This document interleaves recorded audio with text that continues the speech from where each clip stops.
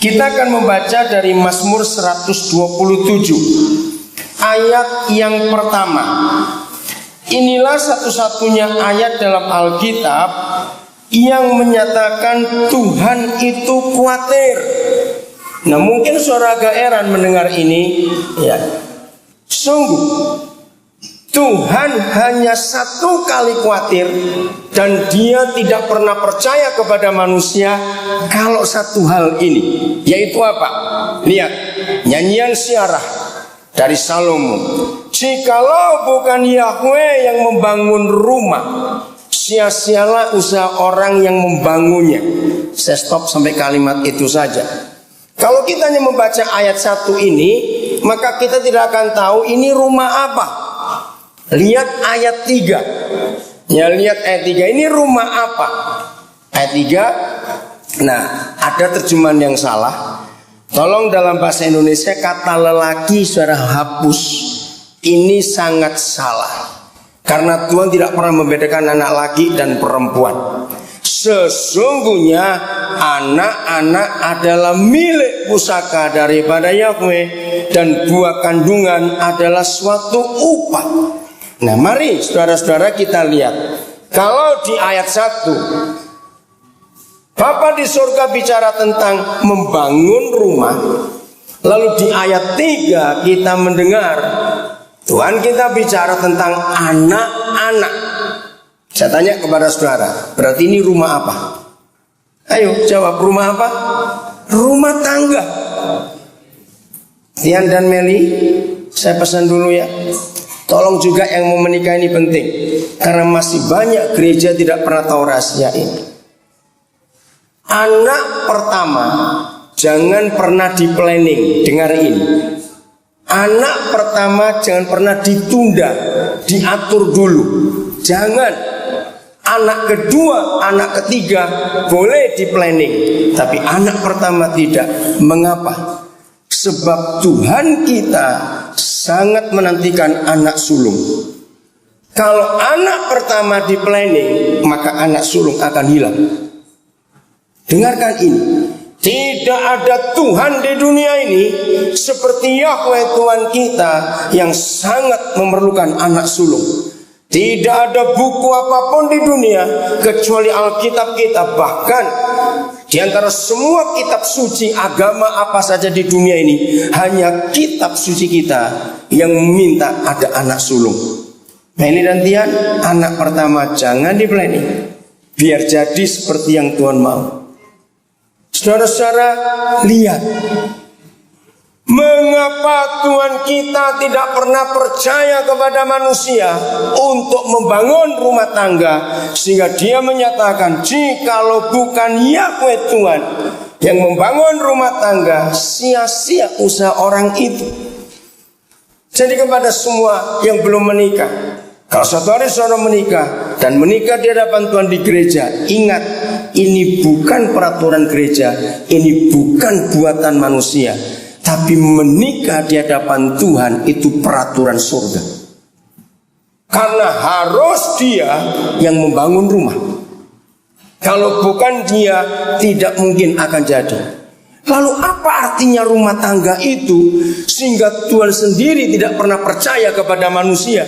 Dia meragukan harus Tuhan yang ngurus pernikahan, harus Dia yang membangun rumah itu. Tidak ada orang lain bisa membangunnya. Jadi Tian dan Meli, kalau hari ini kalian ada di hadapan Tuhan, ini bukan karena harus sebagai orang Kristen, tapi lebih daripada itu, kalian datang untuk menyerahkan pembangunan rumah ini kepada Tuhan. Saudara-saudara dikasihi Tuhan, saya mau nyatakan kebenaran ini. Suatu kali misalnya, saudara sempat bertemu dengan iblis. Kalau sempat, tanya begini, setan, menurut kamu hal apa yang paling kamu benci? Dengar saudara, kalau setan kita tanya hal apa yang paling dia benci, maka dia akan menjawab, dia benci pernikahan. Dia akan merusak semua pernikahan. Maka itu saudara lihat, pernikahan selalu jadi incaran si iblis. Rumah tangga muda, jaga ini. Lalu kita tanya, untuk apa setan begitu benci kepada pernikahan? Saudara, Alkitab dengan jelas menyatakan kehadiran Tuhan di dunia ini bukan di ibadah, bukan di acara doa, tapi kehadiran Tuhan di dunia ini justru dalam keluarga. Coba lihat, apakah itu kebetulan? Ketika mujizat yang pertama dari Tuhan Yesus, saya minta saudara jawab, di mana skenario surga yang dibuat oleh Bapa di surga untuk dunia tahu mujizat yang pertama dibuat oleh Yesus Kristus Tuhan? Saudara jawab, di mana itu? Di Kana dalam peristiwa perkawinan. Jangan itu dianggap ya kebetulan saja. Tidak. Maka itu dengar pernikahan Kristen. Kalau rumah tangga kita tidak bisa menghadirkan Tuhan di dunia, maka neraka yang kita hadirkan ke dunia ini. Karena hanya satu di antara dua, Tuhan atau setan. Jadi ketika surga menyatakan mujizat Tuhan Yesus yang pertama harus di pernikahan, itu menunjukkan bahwa dia melindungi pernikahan karena setan membenci pernikahan.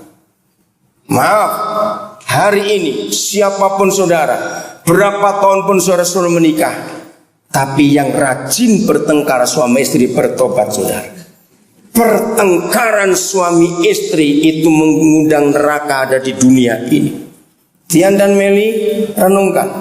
Apapun yang terjadi dalam hidup kita suami istri, saya ulangi lagi ya, apapun yang terjadi dalam hidup kita suami istri, Tian dan Meli siap ini, anak-anak adalah orang yang pertama kena akibatnya.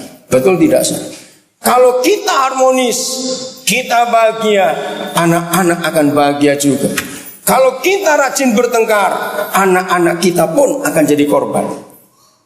Saya ingin berkata gini pada semua orang tua, dengan rendah hati, jujurnya dengan rendah hati, izinkan teman-teman kita menanyai anak-anak kita tentang rumah tangga kita.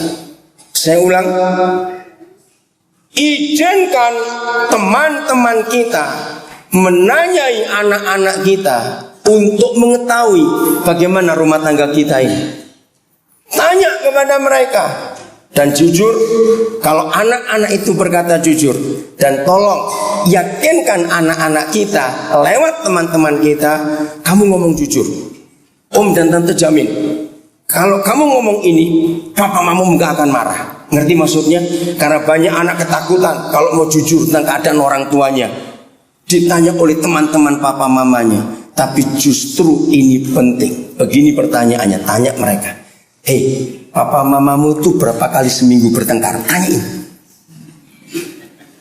Berani gak seperti itu? Ayo jujur. Lu saya tanyain. Harus saudara. Saya selalu punya 3 pertanyaan klasik kepada setiap anak untuk orang tua. Nah tolong ajari teman-teman kita menanyakan itu kepada anak-anak kita. Jujur orang tua, kalau sampai 3 pertanyaan klasik ini mereka jawab, dan teman-teman kita berkata jujur kepada kita, menyampaikan apa yang anak-anak mereka itu katakan kepada kita, kalau memang benar, puji Tuhan. Kalau keluarga kita salah, biar kita dikoreksi. Pertanyaan pertama. Jadi Tian dan Meli simpan, kalau sudah punya anak-anak nanti, suruh teman-teman kalian tanya. Nomor 1 begini, kapan terakhir kali kamu melihat papa mamamu makan berdua, duduk sama-sama sambil bergurau, kalau perlu sambil suap-suapan? Kapan? Ayo jujur orang tua, kapan terakhir kali anak-anak kita melihat bahwa kita makan berdua, bergurau? Saudara percaya enggak? Kebahagiaan kita itu kebahagiaan anak-anak. Katakan ya atau tidak. Kalau kita bahagia, anak-anak bahagia. Awas yang jawab begini, oh sejak Bandara Polonia belum ada. Wih, itu tahun berapa itu? Berarti selama itu kita orang tua nggak pernah duduk makan bersama. Kenapa? Ini pertanyaan klasik yang saya selalu ajukan pada anak-anak. Karena kalau suami istri nggak harmonis, nggak akan bisa duduk bersama makan. Betul tidak? Betul? Tanya pada diri masing-masing, kapan terakhir kali makan berdua? Saudara, ini konsep penting. Yang kedua, tanyakan pada anak-anak, kapan terakhir kali kalian melihat papa mamamu mengerjakan sesuatu berdua? Saudara, anak-anak akan bahagia. Mereka belajar akan tenang, makan akan nikmat, tidur akan nyenyak. Kalau mereka sering melihat ayah ibunya mengerjakan apa saja berdua. Coba renungkan sebentar. Apa saja di depan anak-anak itu penting. Yang ketiga, kapan kita sebagai orang tua bisa bergurau di depan anak-anak yang sudah menikah 30 tahun, 50 tahun. Jangan berkata, kayak anak muda saja. Harus itu. Makin lama usia pernikahan kita, harus makin mesra kita berdua. Amin atau aman? Ayo coba jawab. Beda itu, amin dan aman itu beda. Harus makin mesra, biar cucu-cucu kita pun akan bahagia. Lihat kakek neneknya begitu mesra walaupun sudah tua. Saudara, ini penting sekali. Mari kita lihat mengapa pentingnya keluarga, sehingga hanya Yahweh yang bisa membangunnya. Saya sangat tegas kalau memberkati pernikahan. Pengantin jangan diganggu dengan yang macam-macam, karena ini hari khusus buat mereka, saudara. Saya selalu berkata, acara seperti bubarlah. Yang penting Tuhan hadir di sini. Maka itu jangan diganggu. Saya minta keluarga jangan ganggu pengantin. Jangan saya bicara, Meli lihat sini, Mel jangan lihat Alkitab terus. Terganggu nggak dengan bulu mata palsumu itu? Loh, karena itu ganggu sekali. Ya, Mel, saya tanya, Mel terganggu nggak? Kalau terganggu buka sebentar, nanti dipasang lagi. Karena sakit tuh, sudah bulu mata kena cadar itu sakit sekali, nggak enak betul. Terganggu nggak Meli? Tidak. Ya udah lihat di sini, duduk terus begitu. Oke. Nah, lihat ini. Serius, saudara. Hati mereka dua, jadi Tian dan Meli juga akan menikah nanti. Yang menentukan bukan siapa yang memberkati, yang menentukan bukan di gereja mana, Tuhan itu hadir. Yang menentukan hati mereka berdua. Kalau hati mereka siap dan beres, Tuhan akan hadir. Maka itu serius Tian dan Meli, hati kalian akan menentukan. Saya lanjutkan sekarang. Mengapa setan begitu benci keluarga? Kameraman kalau capek bisa ambil kursi, karena tanganmu kan gini capek terus nanti. Perlu kursi nggak atau stand nggak apa-apa. Kamu ada gantungan nggak di situ? Oke, iya, nggak capek ya. Kalau capek nggak goyang-goyang kamu. Mengapa setan begitu membenci pernikahan? Ada apa di keluarga itu? Oh, ini dahsyat sekali rumah tangga itu, saudara. Mari kita lihat Matius pasal yang ke-18. Ayat ini sering disalahgunakan. Maaf kata, ayat yang ke-19 dulu saya akan baca. Lihat ayat 19-nya. Matius 18 ayat yang ke-19.